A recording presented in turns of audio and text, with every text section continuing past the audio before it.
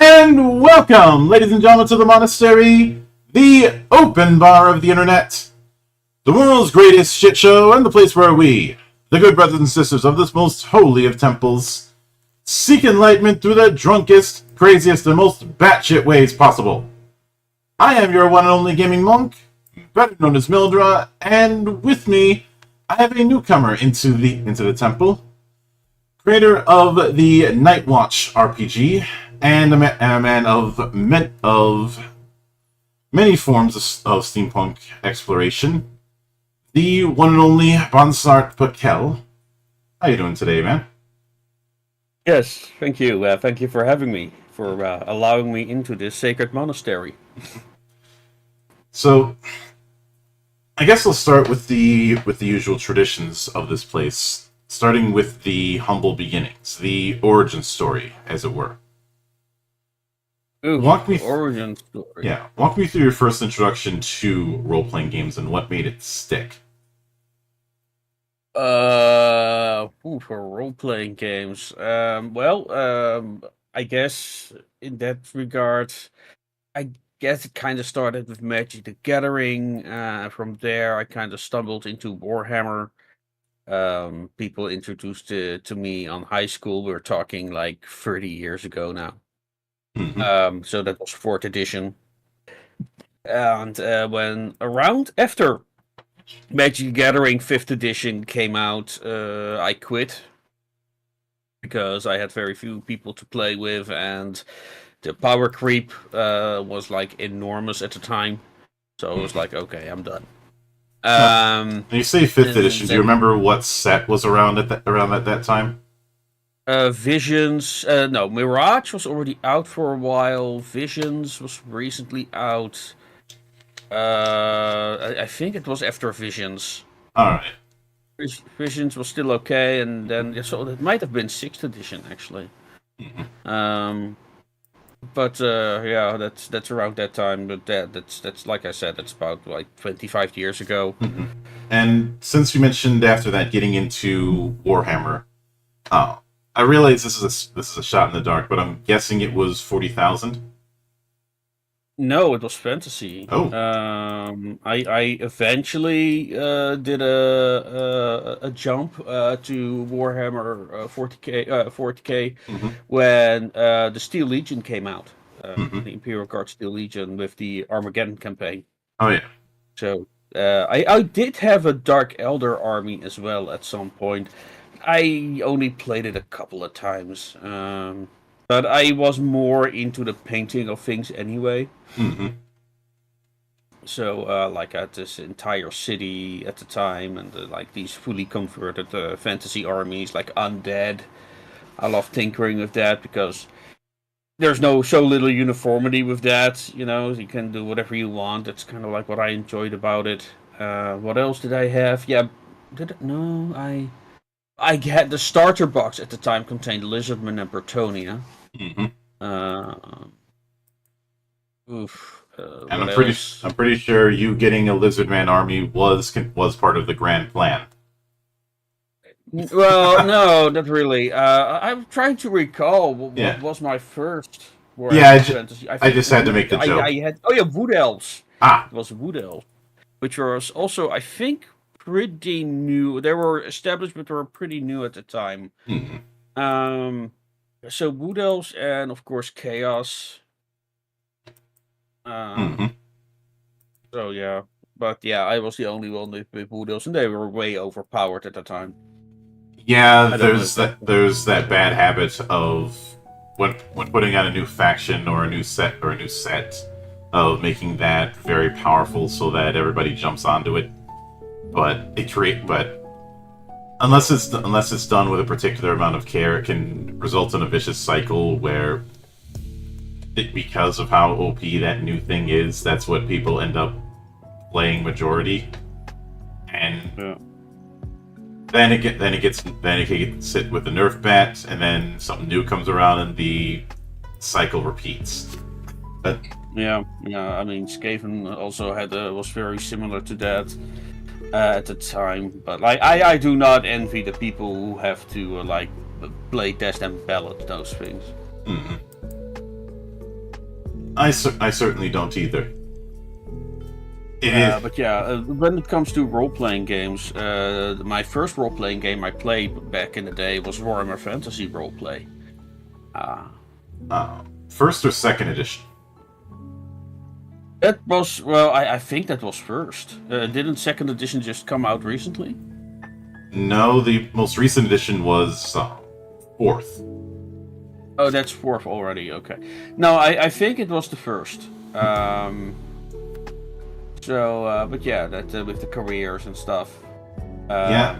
So that was my first introduction into a role-playing game. We played some Dungeons and Dragons, but I never cared about Dungeons and Dragons. I never liked that system. So I think I played Advanced, and what else did we play? I think I still have a character sheet from, I think it might have been fifth. I need to check, but I still have one of those those booklet forms of the character sheets. Then I did Shadowrun for a while, like GM Shadowrun. With its 3 pounds of with its 3 kilos of dice. Yeah, so that I did. And then I mostly played some one-shots of more obscure systems for a long time. Because I kind of was done. I started doing reenactment at the time. So that's where all my weekends went. Yeah. If we weren't on events, we were training. So I played a lot of one-shot games like Faces of Angels. Eventually I started writing books, and I always, the way I wrote was always kind of open to the possibility of a role-playing game based on the world. And I also did a podcast discussing steampunk on my YouTube channel, Radio Retro Future. That's where I started making a documentary series called The Steampunk Beginner's Guide. And as that continued, I started to talk more and more about writing. So that's when I started writing my own short story series called The Association of Ishtar. And eventually I published a book at recommendation of a publisher. And somebody bought that book, someone I had on the show, called Sean Marsh, who has a very successful steampunk children's book. And I didn't know at the time that he was working on creating a role-playing development company. And that eventually led to me reaching out, because we stayed in contact over various things. And eventually he reached out to me and asked me that I could make a role-playing game based on my setting. As I described it in the first novel of the series. And that kind of led to the creation of NIGHTWATCH. Yeah.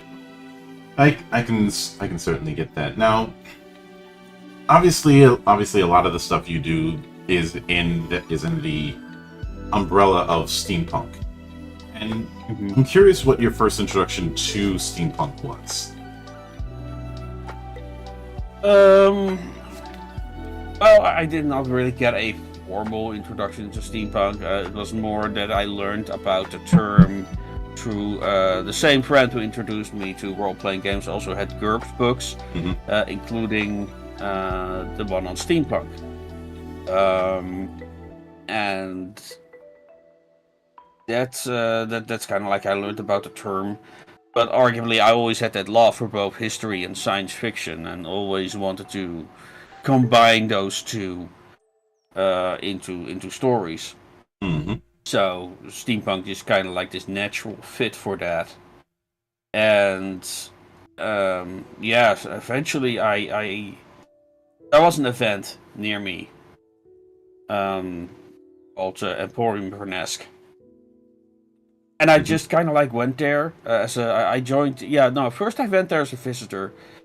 There I got a book called, what is it? I think it is called the Steampunk Gazette. Actually, you still have it. It's an interesting overview of everything steampunk related. It's kind of like a table book, as many people call it, to start conversations with. But there was also an interview in there where somebody mentioned the phrase, to live in the past that never existed. And that really gelled to me. And yeah, that's kind of like when I started, a blog called Tupperware Steampunk. And it went downhill from there. I can certainly get that. Plus, there's a certain appeal with what if stories, which is to a certain extent, steampunk is one giant what if story. Yeah. And I will note that what if also extends to whether it be things like alternate takes on stories by fans or even official work, the reinterpretations of classic stories and the like, or even something like the What If series from Marvel Comics. Not the TV show, but the comic series that was all about doing some what if question and seeing where things go from there. Yeah. And I myself am no exception, because I did one about a alternate history where Archduke Ferdinand wasn't assassinated. Right. Common one. Yeah. I mean, I still edit that World War I ends up happening. It just happens under different circumstances because it was inevitable. Just given these. Oh, definitely. Yeah. But with that in mind, when it comes to NIGHTWATCH itself, obviously you have the whole association of Istar within the book and within a lot of the text here. But would it be fair to say that someone doesn't need to have read some of the other materials like Journey to Elysium or the Casket Girls? Oh no, they can definitely play it without having read any of that. Yeah. I mean, the core concept of the world is essentially that's an alternate 19th century in which anomalies called rifts appear all across the globe that cause an influx of technological innovations and alien threats. So you are free to do whatever in that framework, whatever you want, right? Yeah. And I mean, every game master is going to treat the rifts differently than how they are in the canon. I mean, that's simply inevitable. So given that, one of the big things that I always try and get into is the core mechanic, because that's where all roads lead to Rome, essentially. And as I understand it, you're having it where stats are as dice, not far removed from Savage Worlds. Was that an influence? Exactly. Yeah. I mean, I could describe my system as Savage Worlds without the crunch. Which is interesting, since Savage Worlds is isn't nowhere near as crunchy as, say, GURPS. But it's one of those things where you have to grade on a grade on a curve. Yeah, well, I mean, it's funny because, you know, I mean, yeah, and you're right that Savage Worlds is not the crunchiest of games, but when I was like testing out its rules for myself, I just thought they were like all the mechanics that they have, which sound fine and awesome on paper, but when I was implementing them, they just slowed down the game and it was like, oh, I forgot this again, and oh, I forgot this again. And it was very hard for me to get into, and that's why I got rid of a lot of it. And also, like you already mentioned, GURPS, and Shadowrun has a lot of GURPS DNA. And one of the most annoying things I thought, and I mean, it does not just apply to Shadowrun, but in my case, it was quite terrible, where, like, so many people are used to playing D&D, where you try to min-max a character, so to speak.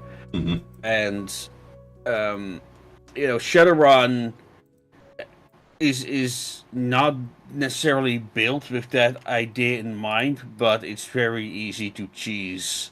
With all the upgrades they've got, it's very easy to cheese the system. And so I had like players like, oh, perform a very basic test for this very mundane thing, and then they would like grab 30 dice and throw it on the table. It's like, you know, it's like, what the hell? What is that even? You know? Yeah. And that's kind of like inspired me to, instead of players getting bonuses on their dice rolls, there is some of that, but very little. Instead, they add to the difficulty. Detract or increase the difficulty level. So, but the game master is always in charge of the difficulty level.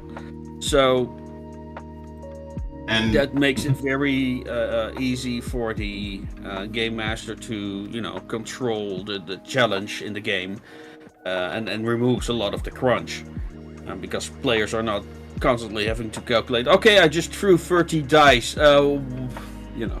Yeah. That type of stuff. So what you roll is your immediate result.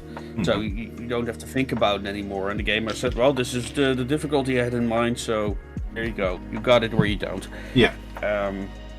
And I think the other thing interesting is the fact that instead of you are rolling 2 dice, but instead of comparing both of them to some target number, it is a case of you're looking for one of them to hit above that target number with a exploding die effect, which is definitely what the surge and overkill are. Yeah, exactly. Yeah, indeed. And with that in mind, since you brought up Shadowrun, one of the things that's a pet peeve with me when it came to games like Shadowrun is that here up until 5th edition Shadowrun, there was this problem of throwing people right into the deep end of the pool and saying swim. You know, that whole thing of you've got maybe 45 or 50 karma points, build your character off of that.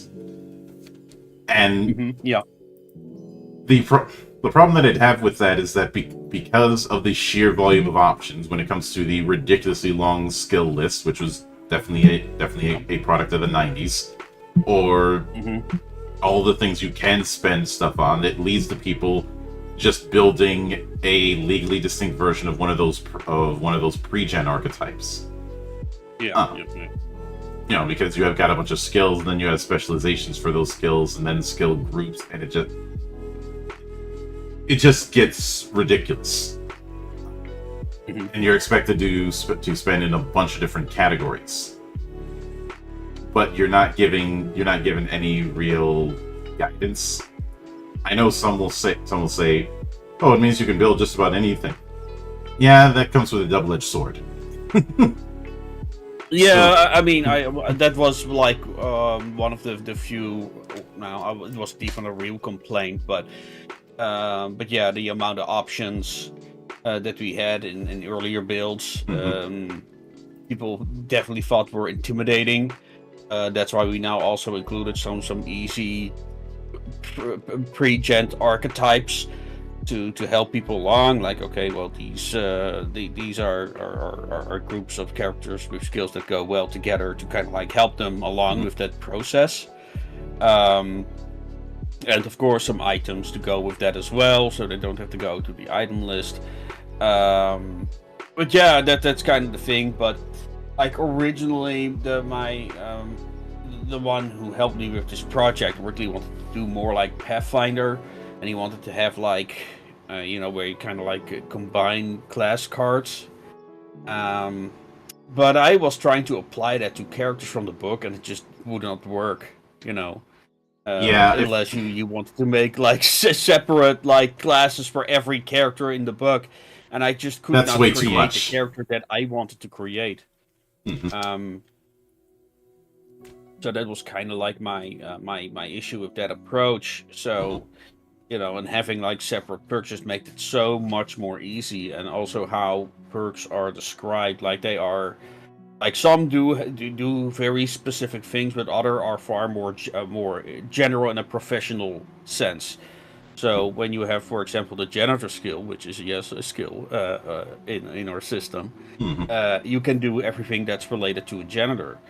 But which does not sound that impressive, until you come into a building and you're like,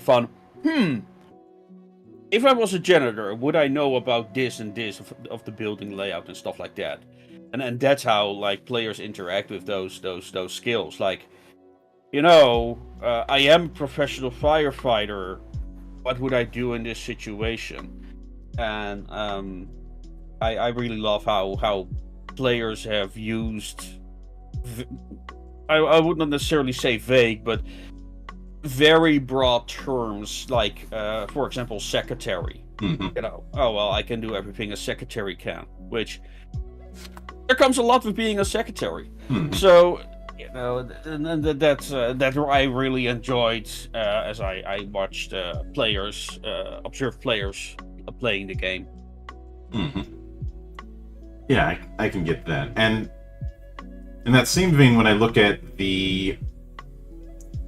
some of the character sheets that are present, I do find the idea of using perks as a kind of specialization of skills, where you either got it or you don't. Is a good way to minimize that issue, where you can have specializations in skills, but you don't have to invest points in developing those specializations to them. You kind of like just get that specialization with the idea is that your character has like a year of experience doing those particular activities. That's kind of the idea.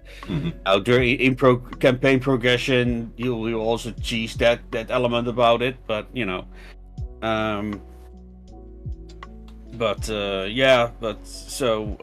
I think the pilot skill is probably the best example, where you have like an overall pilot skill, but in order to pilot particular vehicles, you need to have a perk that says that you can.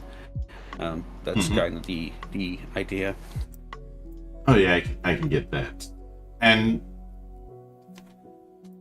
it also appears to me that instead of operating on a freeform setup, like full freeform, you're operating on a tier system when it comes to development.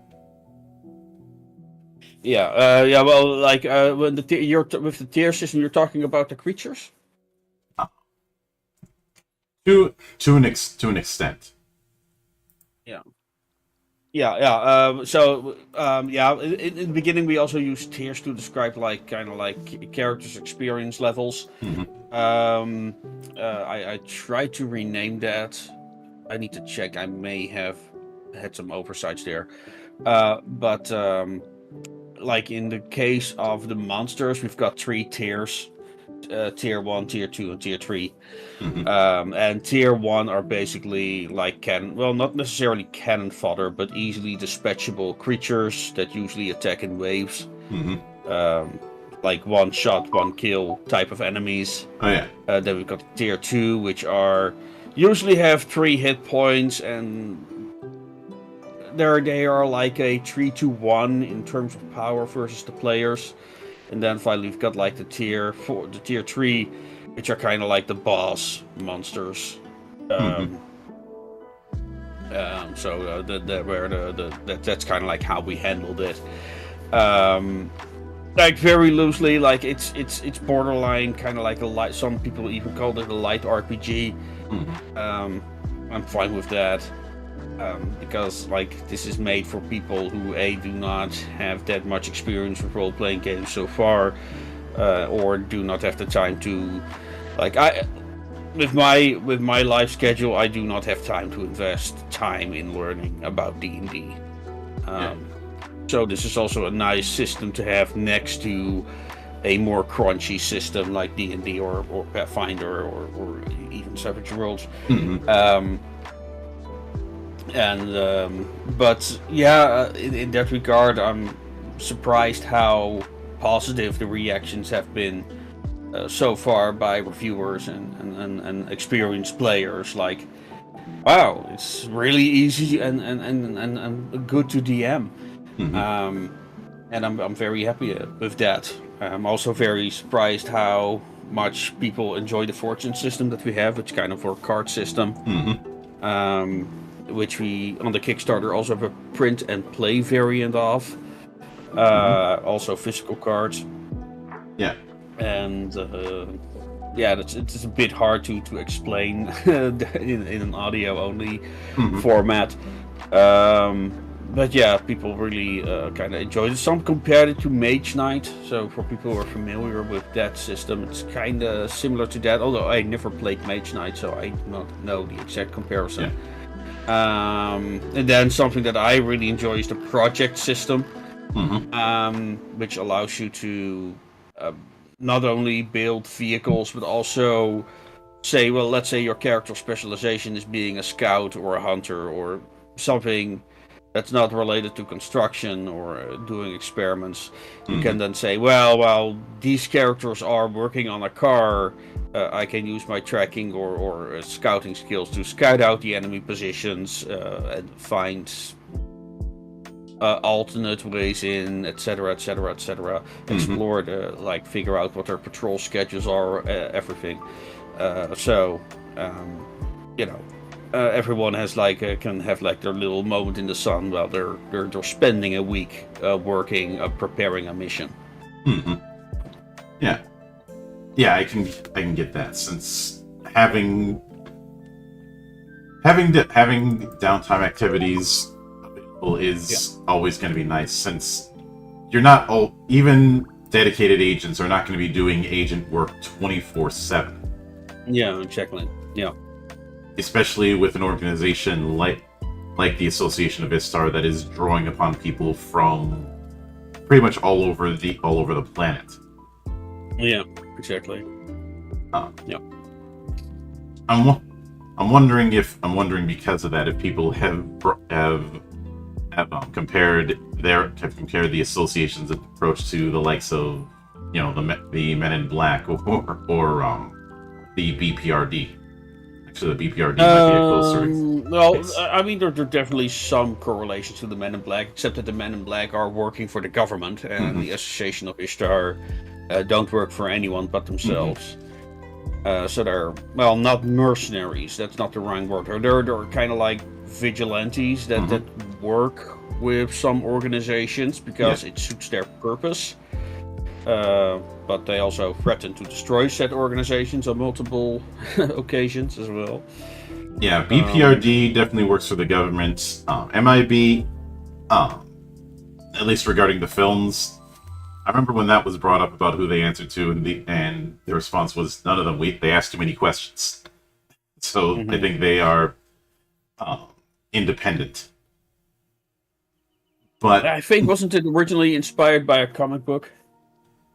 I believe so. I would have to double check. Yeah.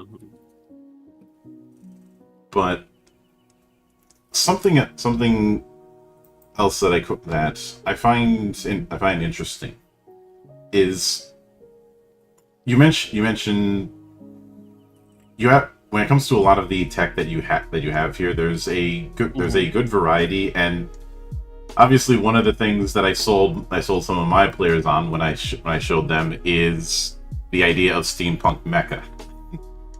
Yeah. How chassis de bataille. Yeah. Yeah, how easy or difficult would it be to utilize that in campaigns? Is it relatively easy to use, or are there a few extra hurdles? The vehicle rules, I mean, we'll definitely expand on them in the future, but like vehicles themselves are not that extremely hard to use. We also propose like multiple options, like because vehicles have acceleration, but like we can easily imagine that game masters are like, yeah, we don't have time for that. So I imagine a lot of people ignoring the acceleration rule altogether. But it's there for people who want a bit more realism or whatever, want to have build a bit more tension in their scenes. It's there. But overall, like if you have the piloting skill, you can drive any basic vehicle. Like the chassis de bataille, that's like in the canon of the series. Those are only driven by the casket girls who are in service of the French Imperial Penal Legion, so they are very rare machines. Also, the only one they really have at the time is like the CB3, which is also mentioned in the rulebook and displayed on the. Yeah, I remember seeing some of the designs, and I ended up maybe it's because of the visor, but I ended up being reminded of Goat Dog, the mech from Photoms. Oh, I have not seen that. Oh. I heard people compare it to the Dreadnought, the Warhammer 40k Dreadnoughts. Of course, they also are kind of like walking coffins, so yeah. Hence the name, the Casket Girls. Yeah. Well, the Casket Girl is actually an historical reference, but for that, I would best is to have a look at my last two lore videos on my channel are specifically about the Imperial Penal Legion and the Casket Girls, which includes the alternate history of French Guinea and Kian, which now probably has enough lore behind it for an entire setting book, but that's kind of like where they originate. They originate in South America, and the women, in particularly prisoners who were sent there, were known as Casket Girls. Like there's also a lot of legends about vampirism surrounding Casket Girls. So there's that. But no, it's a historical term for women. In some cases, exiled to the colonies, or kind of destitute women who, want to start a new life there, and all they had was like this casket, this cassette case, which got bastardized in English to a casket, hence Casket Girls. Yeah, and it does. Since it's a penal legion, it does provide a bit of a thematic tone of you may be part of the military, but you're on the bottom of the totem pole. Yeah, that's also plays a major role in the books. The Casket Girls have their own miniseries. I'm working hard on book 2. That's 3/3 of the way done. And there they also get new mecha designs.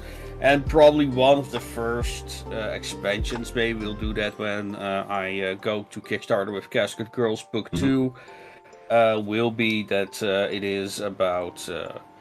it might be a one-shot campaign with Casket Girls and Penal Troopers. But I'll need to see by then how and what, and if we have enough time to... do it in an acceptable time frame. But we will definitely, kind of like what I have in mind right now, is that we kind of make special one-shot books, like 20 pages with lore about the faction that you play as, and then a campaign. Oh, yeah. For a couple of sessions or one shot. But I might do that with another game developer here in the Netherlands who has more experience with that than I do, and we already kind of like, okay, and I'll write setup and he'll do the finishing touches, so to speak, and the actual gameplay. That's kind of what we have in mind right now. That might like give us an opportunity to both build out many of the factions, because we've got a lot of faction ideas. We already have got over 20 ones listed in the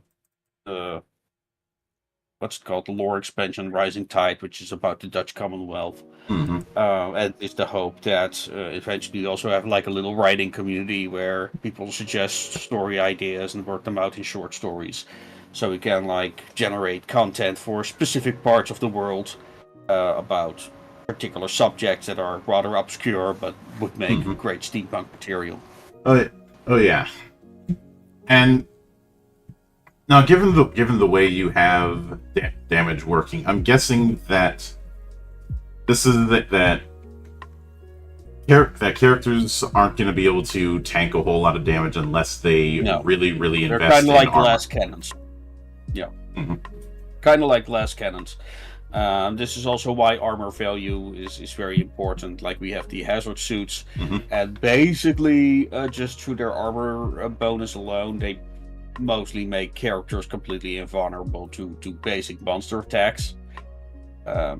Same goes for when you're inside vehicles. You are almost invulnerable to small arm fire, almost. But yeah, so that's kind of like, if you could call that balancing, I suppose. But yeah, the idea is that, like I said, I already talked a little bit about the project system and doing stuff in downtime. And the idea is really that you use your scouts and investigators to really figure out, okay, this is what the situation is on the ground. We really need to have like all the necessary protection, otherwise we will not survive. So, you know, we need to figure out how much armor we need to put on our vehicles, what kind of air filtration system we need to put on our vehicles, etc., etc., etc. Oh yeah. That's the whole point of the downtime system and the project system, is that you've got your engineer, you've got your mechanic, and then you've got your scout/investigator, and together they don't just want to build something, they also need to like gather the information they require to build that thing in a way that actually is beneficial in the mission. And if you screw that up, you'll notice that. That's the idea. And given that, when it comes to armor value, is that intended to be a soak, or is that intended to be a layer of defense that has to be met? Yeah, but what armor does, both for enemies and friends, is they add a positive bonus to a dice roll. So when a player, if a player has armor value 2, he gets a +2 bonus on the dice roll. In case of an enemy, when you make a combat check, as an attack is called, you have to reach a certain target number. And if an enemy has a armor value and you have no weapons that would negate that is added to your target number. So if the enemy has an armor bonus of 3, your target number is unmodified 6, that would become 9. So yeah, armor it can be a big boon or detriment to the players. Yeah. Now, speaking of target numbers, I know you've talked about how it can have a sliding effect based on what would be situational modifiers in other games. But in a lot of D20 based games, the standard baseline target number is 15. Now, given the 2 dice setup that you have, which is far more success based than sum based, what would you say is the baseline TN for most standard tasks? In the book, we recommend 5. A rule of 5 for it. So I mean, taking that your average stat is 6, right? So that means you've got a 2/3 possibility to succeed on a check. So essentially that means that if somebody's got a D4 in a given trait, then they are praying that they get a 5 Sure. or they get a surge. Yeah. Well, I mean, when you have a stat D4, you always roll a D6. Mm-hmm. So the D4 is not as bad as it looks on paper. But yeah, I mean, it's something you don't excel at. So, but I mean, you also have a 4th chance to roll a surge. Mm-hmm. So, and if you roll that surge, you made it. Already. So you have the option, but you are praying to the dice gods, and we know how that goes. Mm-hmm. Oh. Yeah. I mean, when it comes to org games, either we roll like surge after surge, or we roll failure after failure. That's kind of like how our luck seems to go in org games for some reason. I don't know why, but there's always that one person at every table who the dice gods seem to be particularly malicious towards. Yeah. Definitely. No matter what they do, no matter what it is, if it's an important roll for the game, they always roll like trash. But when it's a roll that doesn't matter, they always roll ridiculously high or ridiculously well. Mm-hmm. Yep. Yeah. Which is why you have so many superstitions. I mean, we've got the fortune system to kind of remedy that in combat. Yeah. So that definitely helps. And speaking of that, I know that one of the primary things with the fortune system is how initiative is handled. But one of the things I was curious about is when it comes to the whole fortune and misfortune. Yeah. With misfortunes, is that if the GM uses a misfortune, is there something that the players get out of that? I mean, potentially, but overall, misfortunes are detrimental to the players. Mm-hmm. They often can change, like, the environment, or in some cases even spawn new enemies.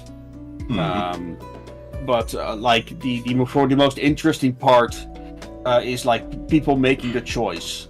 When the cards are laid open, they get to pick the cards. Now, one reason they can pick the cards because is the initiative, mm-hmm. like who goes in what order. Now there is of course the fortune, which is a boon to the players that counts that round, which of course makes it interesting. But they can also there are also fortunes that are detrimental to the players. Yeah. Like gun jam is a common one where the gun jams and it needs to be unblocked before they can fire it again. However, if they don't pick that card, the game master might get a very powerful misfortune that round. Mm-hmm. Now, and how players interact with those fortunes and misfortunes depends on the group. Like some just pick them for the mechanical elements, like you would a normal board game. Mm-hmm. Others really use them to role play. Like, oh my god, my gun is jammed, and and they then start making decisions based on that, rather than on it's just a mechanic I can interact with. Yeah. So, it's funny that when you mentioned gun jamming, I immediately thought the firearm that immediately came to mind is the Thompson. Even though that wouldn't be a thing for quite a bit, but given the time frame we're dealing with, jamming with automatic weapons would be, I won't say rampant, but it would be pretty common because automatic weaponry was still somewhat new at that time. Yeah. I mean, the idea, of course, is that they already have access to more futuristic, quote-unquote, futuristic technology, so self-reloading firearms are definitely a thing. Casket Girl, I think, build even starts with one. Yeah, that's because he serves in the International Penal Legion, so it makes all the sense that he has that advanced type of weaponry. Yeah. But yeah, it's we considered like how far we're gonna take this, but what we gathered from like playtests and what people said about it and talked about, like, oh, there's just too many options. So, it's like, okay, well, we're just gonna keep it as is. We've got the fortune system for that, and we've got the botch jobs for the people who use the project system that allows to build something with flaws inside of it. So yeah, we're gonna leave that to the game masters. We're usually more than capable of handling that type of thing. I can certainly get that. Now, I know with this book, you plan on splitting it with this project. You plan on splitting it into 2 books. Well, it's not necessarily a split. The player guide is basically the core rulebook abridged with less advanced rules. So you all you need is the core book. But it's just practical to also have a player guide that's just explains you the basic rules, has full character creation, and also has a test adventure. So you can play the game with just the player guide. But it's really intended to be an abridged version of the core rule book. So you have a book you can lend out to players or share with players. Oh yeah, and I believe you also have a GM book, or in this case, the Puppet Master Manual. Yeah, that's the core rule book. Yeah. But with that in mind, what would you be shooting for a page count when it comes to that book? Right now is about 214 pages from the top of my head. I actually have it in front of me. I was working on it. Currently, it is... Oh, it's 204, but expect it to go to at least 208. Which I'd say is a reasonable size for a core book. Yeah. And then, like I said, like the rules are not that complicated, so the basic rules section is like 20. Yeah. I don't know, 15 pages. Then it also has a lot of lore. It has a lot of art. It has a lot of... it has monsters, basic monsters, more specific weird beasts with particular abilities that also showcase, like, okay, what kind of abilities can you give your monsters? So it's really made to be kind of like, okay, so here are the base ideas for the system, and like people are asking, are you gonna make like a monster manual? Well, I mean, we can do that, but originally I included a lot more monsters, but it's kind of like if I'm being honest, I would be personally speaking, I would be far more interested in a monster creation system than a monster manual. Since with the whole rift thing that you have within the system, there's a lot of potential for a lot of different types, and no matter how big you make a monster manual, it's only going to go so far. Yeah, no, I agree with you, and that's kind of like the mindset with which I made the chapters on antagonists and NPCs. Also with the whole faction thing, where it was like, well, instead I'm going to showcase some monsters who have like unique abilities from one another. So you can make rules for combat automaton, for cyborgs, for dinosaurs. For a gliding monster that ambushes creatures, one that's amphibious, one that's more benign but also has particular features. So that's kind of like where I like how I did it. So I've got an intelligent creature, I've got one that creates rifts, and one that's something that we call astrals, which is something we want to expand on later. We don't really have a magic system, but it's a big thing in that period. Like we've got like a whole bunch of esoteric societies popping up everywhere. So we also have like the conjuration skill that allows you to partake in rituals and do that type of stuff. Mm-hmm. But here we kind of like have like, okay, so here's the basis for it. Knock yourself out. Um, but we have not really had an opportunity yet to really incorporate that into the lore. Yeah. Like a lot of the stuff that's in this timeline was invented Mm-hmm. for the RPG, because like when people ask me like about my if I have a lore bible for my series, or like character files somewhere, and I said no, I don't do any of that. I just write stories. Um, so I never really wrote like a larger history until I started work on the on the role playing game. Mm-hmm. Um, so yeah, but it was a good exercise for that to kind of like create a baseline for events to come. So Mm-hmm. And it is. I can understand that. For me personally, if you do a magic system, I know some people would suggest like having a spell list like some games do, but with the way you have things set up, I honestly think that would not be advisable. no, that's why I did not do that. Mm-hmm. I mean, you already essentially have magic as a, for lack of a better term, a skill. Yeah, yeah, indeed. Like I said, I wanted to be like the magic is basically you're never gonna be able to cast fireballs or something like that in this. Um, so, but I wanna, like, I did study when I went to university. I did study like magic in the history, and how everyday people interacted with magic, because back then everyone believed in magic, and that was a real thing. That was something that was assumed to be something you needed to take into account. Like every day you walk out of the door.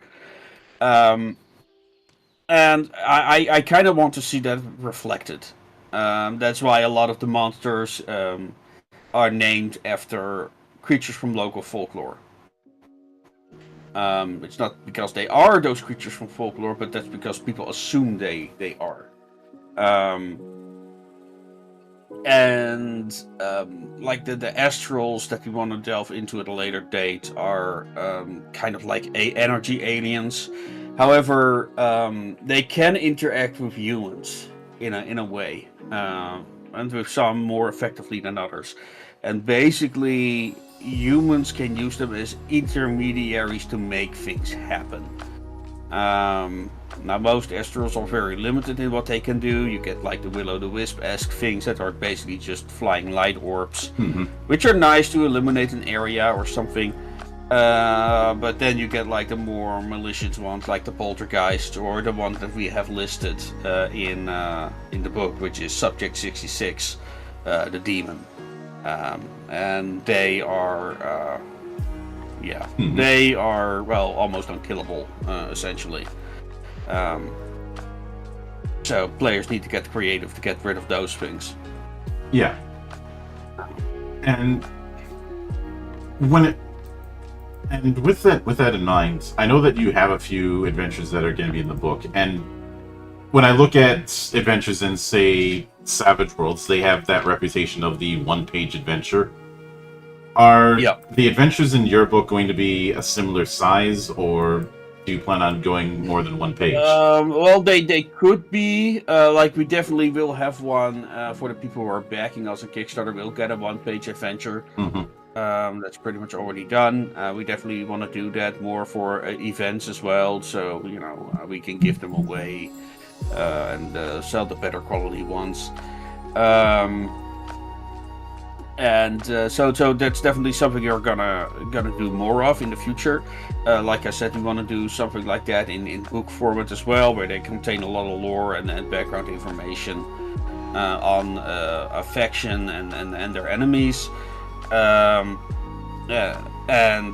Like the adventures that we currently have included are more written as almost tutorials, like for really people who have very little experience with adventure. So there's a lot of So they're covering 2 pages. So I guess that makes them a one page adventure, in a way. But yeah, they also contain a lot of like tips and other things for people starting out game mastering. Yeah, I can get that. And the having advice for new game masters is a very underrated thing in the scene. Mhm. I've done several videos and the like talking about the importance of proper guidance for both players and GMs. So I think some games they certainly give a lot of guidance for players, but for the guy who's running things, not as much. Or worst case scenario, just throw them to the wolves and with that whole swim, damn it. But no, I believe on the Kickstarter you have it that the delivery estimate for the digital side of things is January 2026. Yeah. Is that the release window that you guys are shooting for? Yeah. It might actually be sooner, because it was the hope that we would get a bit more certainty on things like pre-order, so we can order like in bulk in China. It looks like we're gonna have to go for a print-on-demand model anyway, which will cut into our profits.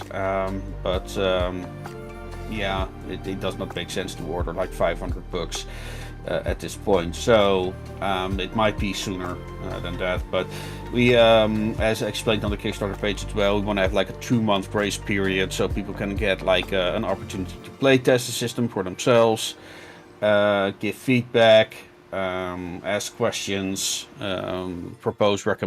make recommendations, and then we can incorporate it in the final product. So that's kind of like the idea. In the meantime, I'm reaching out to some Polish creators as well, to see what they ask for producing books. But yeah, like the production is a big challenge. I mean, I'm basically gunning now for the contingency plan that we've already set up, and also exploring some other creators, for example, the cards and stuff. Oh yeah, distributors are already set up, so that's already been arranged. And I will certainly look forward to it. But with that said, I do want to sincerely thank you for taking the time out of your schedule to come all the way to my monastery and enjoy the madness that happens here. And You're welcome. Anytime you see fit to return, the door is always open. Oh, yeah. Oh, no problem. If you ever want to have a talk more about a series in general or steampunk in general, let me know. And anytime you see fit to return, the door is always open. As I often say around here, drinking is not mandatory, but it is encouraged. Yeah, it helps. And of course, a sincere thanks goes out to everyone who took the time out of their schedule to come onto the show and enjoy the madness. There will be plenty more where that came from, as there always is here, on the open bar of the internet. But until then, on behalf of the good brothers present and not present, my name is Mildra, I'm your gaming monk. Stay fucking frosty, everybody!